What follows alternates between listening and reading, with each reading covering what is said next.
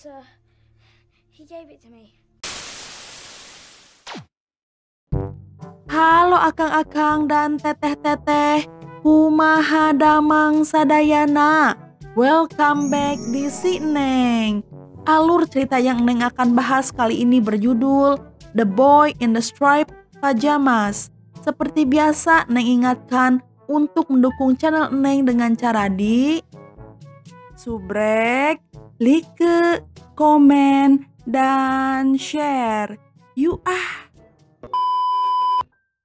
Cerita diawali dengan seorang anak laki-laki bernama Bruno. Sepulang dari sekolah, ibu Bruno mengatakan jika ayahnya mendapatkan promosi pekerjaan sebagai komandan sehingga mereka semua harus pindah ke Berlin.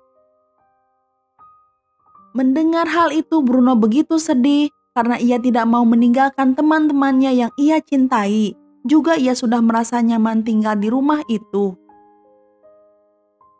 Saatnya Bruno untuk meninggalkan rumah beserta teman-temannya. Terlihat jelas di raut wajahnya, Bruno menyimpan rasa kesedihan yang mendalam. Mereka pun tiba di lokasi. Rumah yang akan mereka tempati sangat besar. Meskipun begitu, Bruno tidak tertarik dengan rumah tersebut dan masih nampak murung. Dari jendela kamarnya, Bruno melihat sebuah kamp perkebunan. Bruno lalu menceritakan kepada ibunya tentang pemandangan yang ia lihat. Bruno melanjutkan ia melihat orang tua juga beberapa anak di sana. Tiba-tiba seorang pria lusuh bernama Pavel datang membawa sayuran. Pavel terlihat begitu kurus dan lemah. Bruno menganggap ia adalah seorang petani yang aneh karena ia menggunakan piyama di siang hari. Bruno begitu kesepian, ia tidak memiliki teman sama sekali. Ketika makan siang, Bruno melihat Pavel sedang mengupas kentang di sudut ruangan. Ralph, ayah Bruno, mengatakan jika Bruno dan Gretel, kakaknya, tidak akan pergi ke sekolah pada umumnya, namun mereka akan belajar dengan guru private di rumah. Bruno meminta Kotler, asisten ayahnya, untuk memberikannya ban bekas karena Bruno ingin membuat ayunan. Kotler berteriak begitu kencang memanggil Pavel agar menemani Bruno memilih ban bekas di halaman belakang. Bruno dan Gretel nampak begitu kaget dengan cara Kotler memperlakukan Pavel yang sangat kasar. Tiba di gudang, Bruno melihat sebuah jendela. Pavel kemudian membawa ban tersebut untuk dijadikan ayunan oleh Bruno. Ketika sedang asyik bermain, tidak sengaja Bruno terjatuh dan pingsan dari ayunan, dan saat tersadar ia melihat Pavel menghampirinya. Lalu Pavel pun mengobati luka Bruno. Ibu Bruno sedang tidak berada di rumah. Bruno ingin pergi ke rumah sakit untuk diobati. Pavel berkata luka Bruno tidak begitu serius. Bruno yang cerdas bertanya bagaimana Pavel tahu tentang lukanya, padahal ia bukanlah seorang dokter. Pavel menjawab jika ia adalah seorang dokter sebelum ia dikirim ke tempat ini. Pulang ke rumah, ibu Bruno begitu terkejut melihat keadaan Bruno. Bruno pun menceritakan apa yang telah terjadi kepadanya. Ibu Bruno segera menyuruh Bruno agar segera pergi ke kamarnya. Ibu Bruno bernama Elsa hanya terdiam untuk beberapa saat hingga ia pun mengucapkan terima kasih kepada Pavel dan segera pergi dari sana. Bruno yang penasaran diam-diam pergi ke gudang dan keluar dari jendela. Ia menelusuri sebuah hutan serta sungai hingga akhirnya ia tiba di sebuah tempat di mana wilayah tersebut dipagari dengan kawat besi. Kemudian Bruno menghampiri seorang bocah laki-laki seusianya yang memakai piyama dan terlihat begitu lusuh bernama Smul. Bruno masih belum mengerti mengapa Smul memakai piyama seperti Pavel dengan nomor seri di dadanya. Terdengar suara peluit berbunyi kencang. Dengan terburu-buru Smul harus pergi meskipun Bruno masih ingin mengobrol banyak dengannya. Bruno mengambil sebuah coklat dan pergi ke ruang bawah tanah untuk mengambil bola. Bruno begitu ketakutan ketika melihat banyak gundukan boneka milik Gretel yang dibuang di sana. Bruno segera memberitahu Gretel, namun Gretel menjawab jika boneka hanyalah untuk anak kecil saja. Sekarang Gretel lebih tertarik dengan para tentara Jerman yang menurutnya berjuang untuk negara. Di siang hari, ibu Bruno mengajak Bruno untuk pergi berbelanja, namun Bruno menolak ajakan ibunya. Bruno segera menemui Smul kembali. Di sana Bruno bertanya, cerobong asap apakah itu?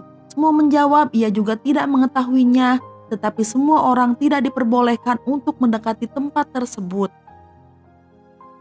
Bruno kembali bertanya, mengapa Smul tidak diperbolehkan keluar dari camp itu? Smul menjawab jika ia adalah seorang Yahudi. Bruno yang mendengar hal itu segera terdiam dan memutuskan untuk segera pergi dari sana dan meninggalkan Smul. Guru private Bruno dan Gretel mengajarkan jika orang-orang Yahudi haruslah dimusnahkan karena berbahaya. Namun Bruno tidak setuju dengan hal itu. Guru Bruno pun tidak gentar dengan keyakinannya dan Bruno harus mengikuti apapun yang ia ajarkan. Di dapur Bruno mengambil beberapa potong roti. Ia juga membawa bolanya dan menemui Smul lagi. Smul begitu lahap menyantap roti yang Bruno bawa. Kemudian Bruno melemparkan bola untuk Smul. Smul segera mengembalikannya dan berkata jika hal itu akan berbahaya baginya. Peluit kembali berbunyi. Smul pun segera berlari dengan trolinya meninggalkan Bruno. Pulang ke rumah Bruno tertangkap basah, masuk dari pintu belakang oleh ibunya. Bruno menjawab ia hanya mengambil bola yang terlempar ke halaman belakang. Bau menyengat dari cerobong asap pun semakin tercium. Dengan santai Kotler mengatakan, bukankah Elsa sudah mengetahui apa yang telah terjadi? Elsa pun hanya bisa tertegun dan terlihat khawatir. Elsa segera mengkonfrontasi Ralph tentang apa yang terjadi. Mereka pun berdebat satu sama lain hingga Elsa emosional dan menangis.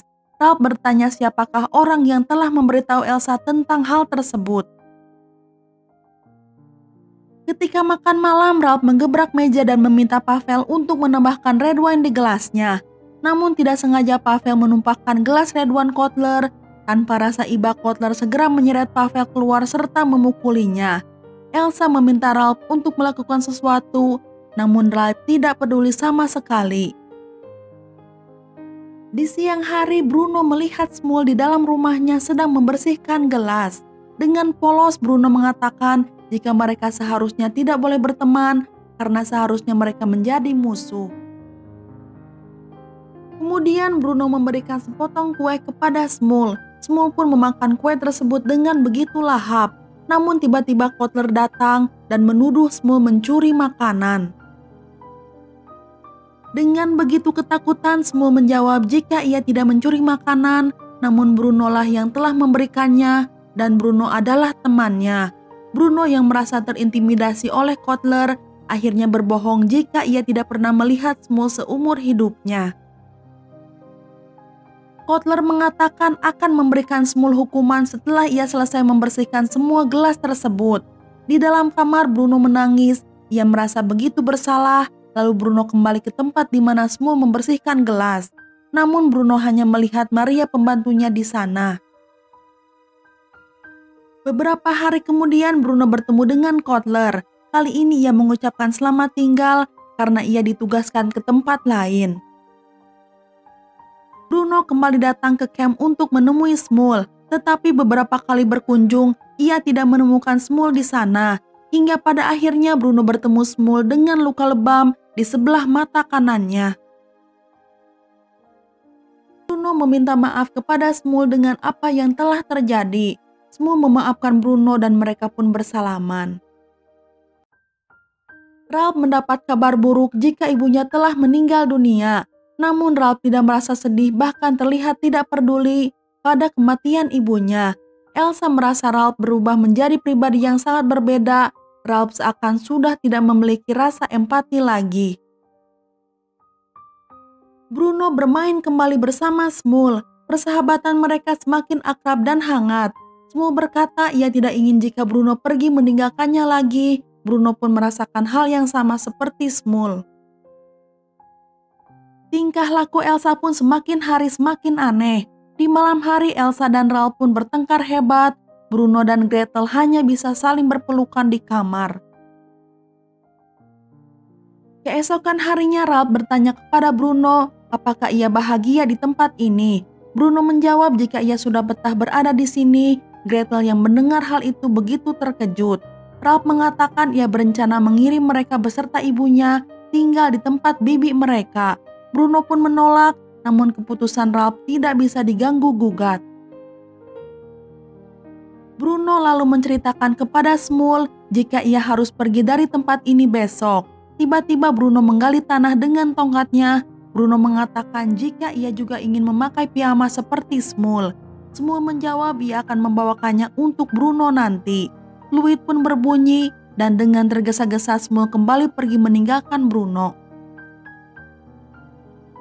Di pagi hari dengan membawa sandwich buatannya, Bruno meminta izin bermain ayunan untuk terakhir kalinya.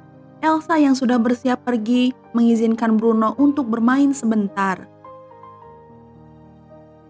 Dengan penuh semangat dan membawa skop, Bruno berlari menuju camp untuk bertemu Smul. Di sana ia melepaskan bajunya, lalu memakai piyama yang Smul janjikan untuk Bruno. Bruno mulai menggali tanah, ia pun pelan-pelan menyelinap masuk ke dalam camp. Mereka berdua terlihat begitu senang, sementara di rumah Elsa tidak menemukan Bruno dimanapun. Elsa dan yang lainnya begitu panik. Ia melihat pintu halaman belakang tidak tertutup, juga melihat sandwich Bruno yang terjatuh, serta jendela gudang yang terbuka lebar. Mereka berdua masuk ke dalam sebuah ruangan yang dihuni pria dewasa untuk mencari ayah Smul yang hilang. Tiba-tiba para tentara menyuruh mereka agar segera berkumpul. Bruno dan Smul terus digiring oleh para tentara ke suatu tempat. Elsa lalu menemui Ralph. Ia mengatakan jika Bruno telah menghilang.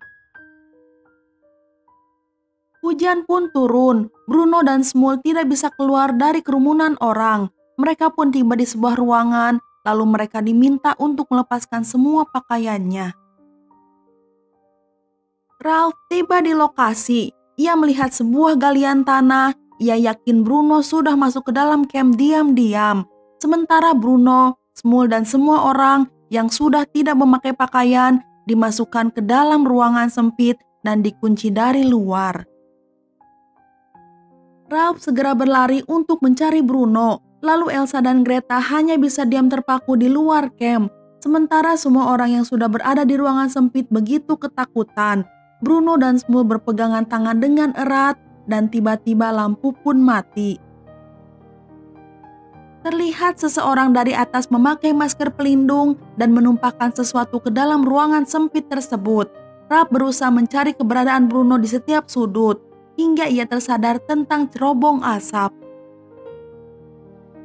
Ralph mendatangi tempat cerobong dan berteriak memanggil Bruno hingga terdengar jelas oleh Elsa yang membuatnya begitu lemas dan yakin hal buruk telah terjadi kepada Bruno. Elsa hanya bisa menangis sejadi-jadinya. Ralph hanya terdiam membisu memikirkan Bruno, anak laki-laki kesayangannya.